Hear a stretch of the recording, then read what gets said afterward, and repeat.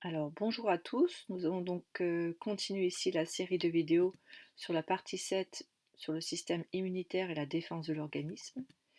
Et donc là, on va aborder la quatrième vidéo sur le chapitre 7.3 traitant de la grippe.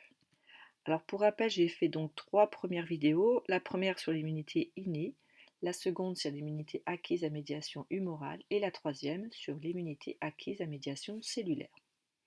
Alors, dans la vidéo 3, j'ai parlé du rôle central justement d'une cellule entre les deux types d'immunité. Donc ce sont les lymphocytes T4. Un lymphocyte T4 ont un rôle central dans les deux immunités, puisque là on va le voir sur le document 14. On a ici donc un petit schéma qui résume tout d'abord l'origine des lymphocytes T.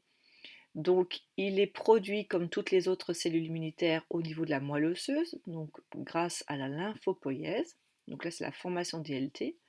Ensuite, les LT vont subir leur maturation dans le thymus et grâce au thymus, ils vont acquérir leur immunocompétence, c'est-à-dire qu'ils sont maintenant capables de reconnaître donc des épitopes associés au CMH, donc grâce au TCR ici, et le CD4, le corécepteur.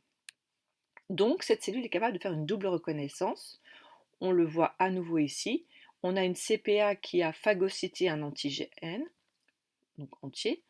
Ensuite, elle expose donc des petits morceaux d'antigènes qu'on appelle des épitopes antigéniques, qui sont ici en orange, associés à des molécules de CMH. Le LT4 reconnaît donc, grâce au TCR, l'épitope antigénique, et grâce au CD4, il reconnaît le CMH. Donc cette double reconnaissance permet d'activer les lymphocytes T4. Certains vont être différenciés en LTM, donc en lymphocytes T mémoire, et d'autres vont être activés en lymphocytes Ta pour auxiliaire. Donc une fois qu'ils sont activés, ils vont sécréter ici cette petite molécule en orange, qui sont des molécules chimiques, qui est l'interleukine 2, IL2. Cette IL2 a un double rôle. Tout d'abord, c'est elle qui va déclencher la réponse immunitaire spécifique à médiation cellulaire en activant les lymphocytes T8. Et elle va également déclencher la réponse immunitaire spécifique à médiation humorale. Donc elle va agir sur les lymphocytes B. Donc vous voyez que les lymphocytes T4 ont un rôle central entre les deux types d'immunité acquises. Donc là, pour résumer, donc les lymphocytes T sont produits dans la moelle osseuse, puis deviennent matures dans le thymus, donc organe lymphoïde primaire. La double reconnaissance de l'épitope antigénique lié au CMH porté par une CPA, qu'on voit ici, par les lymphocytes T4 entraîne leur activation dans les organes lymphoïdes secondaires.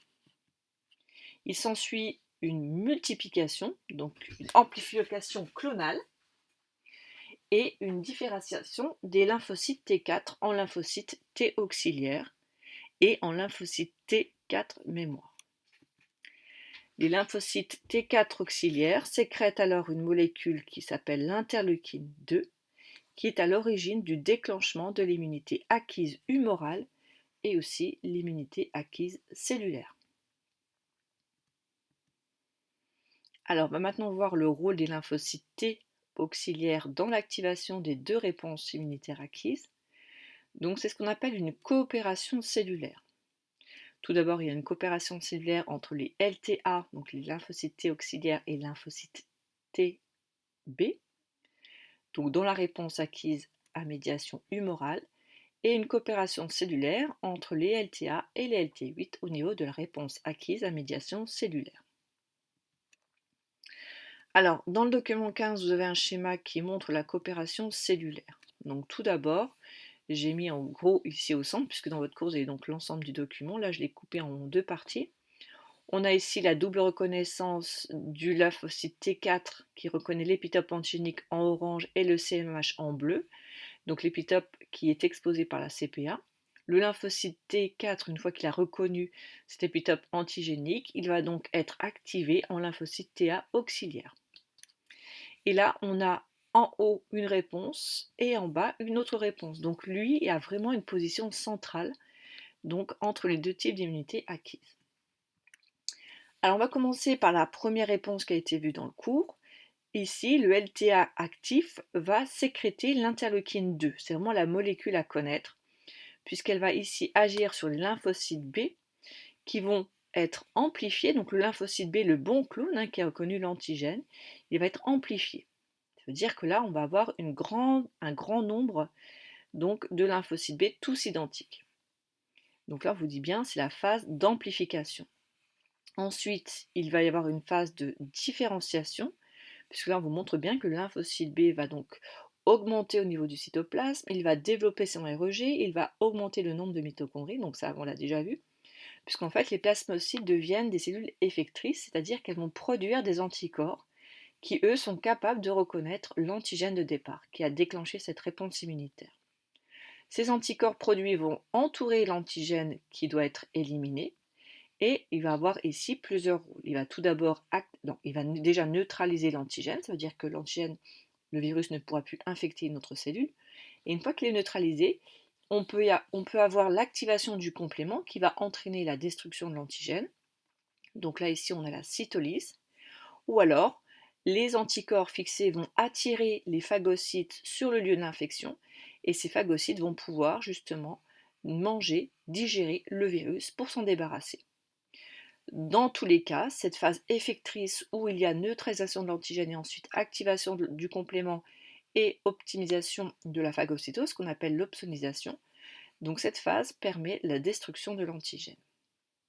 Donc tout ça est possible que si le lymphocyte T a été activé au départ et qu'il a sécrété de l'interleukine 2 au départ, c'est-à-dire au niveau de la phase d'induction de cette réponse immunitaire à médiation humorale. Ça, c'est la partie basse du document 15.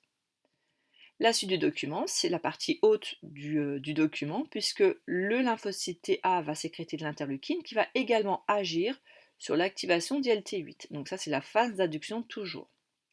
Donc ces LT8, les bons LT8 qui ont reconnu l'antigène, vont également être clonés. Donc là, c'est la phase d'amplification. Ensuite, on montre ici, les LT8 vont être différenciés en LTC, donc les lymphocytes T, c'est actif, donc les cellules effectrices. Et là, on met à nouveau la phase effectrice, c'est qu'une fois que le LTC est actif, il va pouvoir reconnaître l'épitope antigénique associé au CMH exposé par la cellule infectée par le virus. Le LTC va alors libérer des perforines qui a formé des canaux au niveau de la membrane de la cellule infectée. Et donc là, on voit qu'il y a destruction de la cellule infectée par, ici, perte du contenu cellulaire. Voilà, donc on a fait cette courte vidéo numéro 4 sur la coopération cellulaire, donc le rôle important du LT4 au niveau de la réponse immunitaire adaptative. Donc si vous avez aimé cette vidéo, n'hésitez pas à cliquer sur le pouce bleu, sélectionnez la cloche pour avoir des notifications sur les nouvelles vidéos et n'hésitez pas à vous abonner à ma chaîne.